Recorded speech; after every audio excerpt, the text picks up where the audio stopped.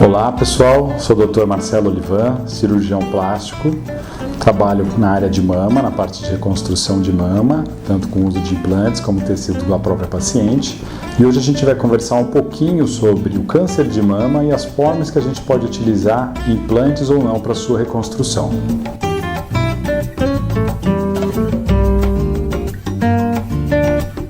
Todas as mulheres que forem submetidas a uma mastectomia, seja parcial ou seja total, têm direito, inclusive por lei aqui no Brasil, para ter a sua mama reconstruída. O único impedimento é se ela tiver alguma doença associada ou se for contraindicado para o tratamento do câncer dela. Caso contrário, a gente deve reconstruir todas as mulheres, por um direito das próprias mulheres.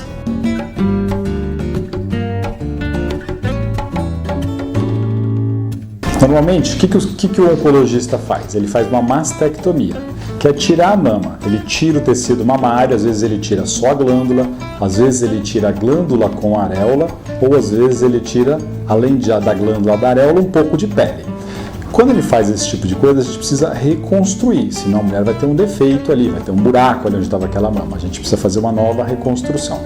Eu tenho duas opções. Quais são as opções que eu tenho? Usar um próprio tecido da paciente ou utilizar uma prótese de mama. Aqui a gente tem alguns exemplos de prótese de mama e de expansor mamário que a gente vai discutir como é que é feito. Normalmente a gente faz no mesmo tempo, ou seja, já retira-se a mama e já faz a reconstrução com o expansor ou com a prótese.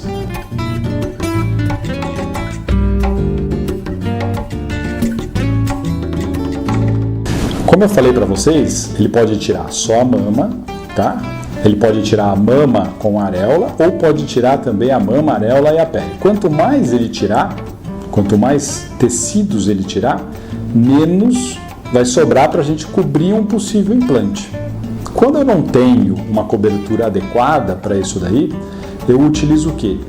Um intermediário, que é um expansor de tecidos. O próprio nome já indica o que ele faz. Ele vai expandir os tecidos. Então foi retirado o tecido, a gente precisa criar tecido novo, ou seja, precisa criar pele nova, precisa criar novas coberturas, para isso dar um espaço para depois eu colocar uma prótese. Então o que eu vou utilizar? Eu vou utilizar isso daqui. Isso aqui é um expansor de tecidos. Ele entra assim, ó, murchinho, do jeito que a gente está olhando. Como a gente vai sobrar um pouquinho, a pele cobre aqui por cima, no limite. Aí devagarzinho eu vou inflando isso daqui de soro e ele vai distendendo a pele. Quando essa pele estiver bem distendida, vai couber o meu próximo implante, que é o meu próximo passo na reconstrução.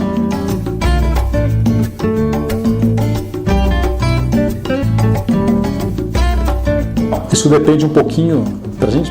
Aí quando que eu vou tirar esse expansor e vou colocar uma prótese?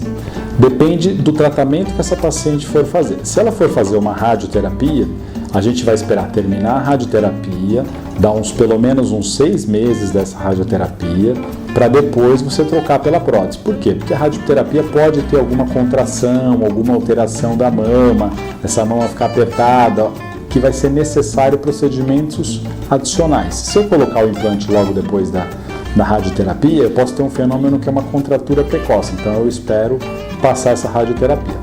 Se ela não for substituída a radioterapia ou outro tipo de tratamento, assim que eu conseguir expandir essa bexiguinha, pode demorar às vezes o expansor, que seria 1 mês, 2 meses para eu conseguir essa distensão da pele, eu já posso pensar em trocar pela prótese.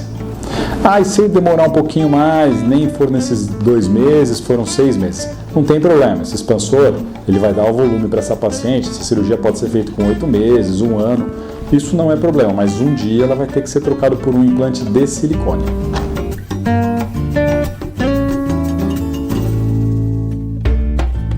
Existem algumas mulheres que não retiram a mama inteira, retiram só um pedaço. Se elas retiraram só um pedaço, elas não vão precisar do expansor, elas já têm cobertura. Nesse caso, a gente já coloca direto a prótese de mama. Não é porque eu coloquei a prótese de mama também que ela não pode fazer os tratamentos adicionais. Então, quando sobra glândula normalmente, era um câncer, a gente já coloca a prótese e normalmente essa paciente é submetida à radioterapia, quimioterapia, sem problema nenhum, com a presença do implante já. Às vezes é um implante já definitivo, eu não preciso desse intermediário.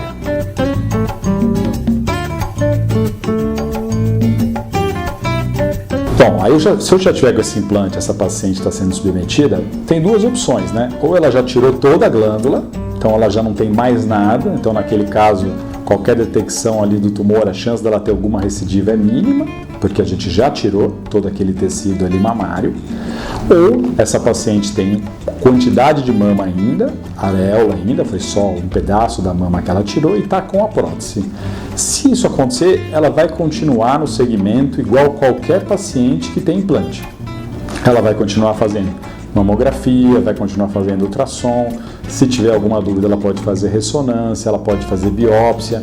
Então o fato da prótese estar ali não vai atrapalhar a detecção do tumor. Ela vai ter que continuar fazendo a mesma segmento que ela faria com ou sem implante.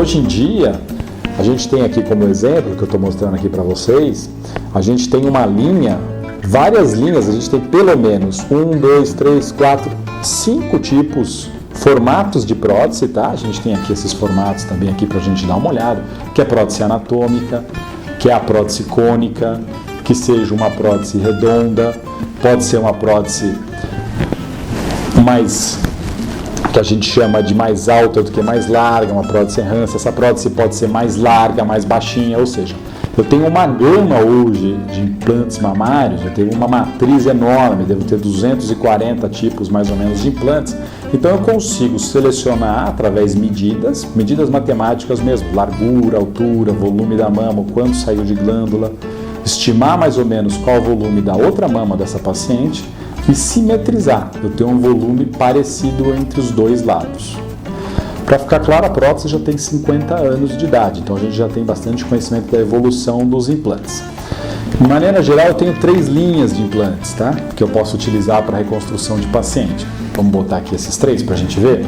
Aí eu vou dar uma explicação em cada um. Isso aqui seriam os implantes os primeiros, que seriam os implantes lisos, ou seja, é um gel de silicone, uma membrana de silicone e nada mais. Esse aqui é um implante texturizado. O que é? É um implante desse daqui, que é um gel de silicone, uma membrana de silicone, mas é feita uma rugosidade, uma textura nessa camada externa do silicone. Ou a gente tem a prótese de poliuretano. O que é a prótese de poliuretano? É uma prótese dessa, na verdade ela é revestida de poliuretano, vamos ser bem precisos. Ou seja, por dentro ela é um silicone, tem uma camada de silicone aqui protetor e por cima é aplicado uma lâmina de poliuretano. Por quê? Qual que é a diferença de cada uma dessas daqui no nosso caso de reconstrução? São esses tecidos externos que a gente está vendo, ou seja, liso, textura ou poliuretano, que vai entrar em contato com o corpo da paciente. O que é o corpo da paciente? A pele, o músculo, a gordura, ou seja, cada uma dessas que vai entrar em contato diretamente com a paciente. E o que a gente sabe disso? A resposta desse material no corpo é diferente. A prótese lisa tem um tipo de resposta, a prótese texturizada tem um tipo de resposta e a prótese de poliuretano tem outro tipo de resposta. Tá?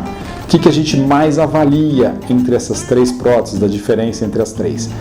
Qual que dá menos contratura, qual que dá menos rejeição? O que é isso? Ao redor da prótese vai formar um tecido de cicatricial, como se fosse uma cicatriz.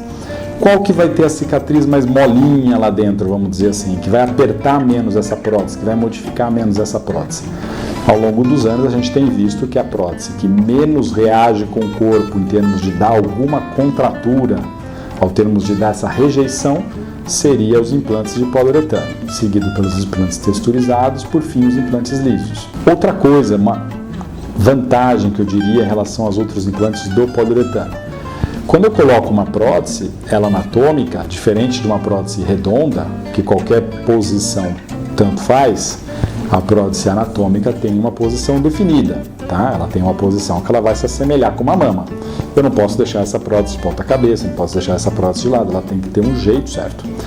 Uma das propriedades das próteses texturizadas e principalmente das próteses de poliuretano é a aderência.